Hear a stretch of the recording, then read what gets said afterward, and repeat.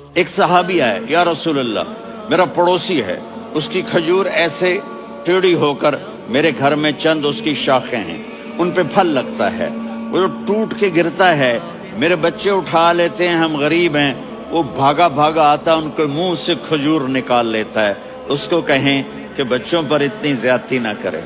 آپ نے اس کو بلایا، وہ منافق تھا، آپ نے اس سے فرمایا بھئی ایک سودا کرتے ہو؟ کہا جی کیا؟ کہا یہ کھجور مجھے دے دو اور اس کے بدلے جنت میں کھجور لے کے دوں گا۔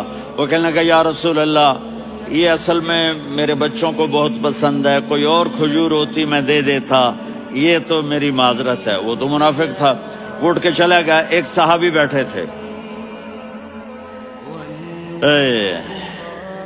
وہ کہنے لگے یا رسول اللہ اگر میں وہ کھجور لے کے دے دوں تو مجھے جنت میں لے دیں گے؟ ان کا نام ہے ابو الدحداح۔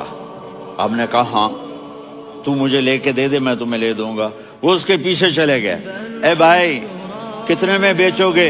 میں نے کہا جا میں نے اللہ کے نبی کو نہیں دی، تمہیں کیسے دے دوں؟ کہا اچھا بھائی منہ سے بول کتنے لینے ہیں؟ تو اس نے جان چھڑانے کے لیے کہا کہ اپنا سارا باغ مجھے دے دے، کھجور لے لے۔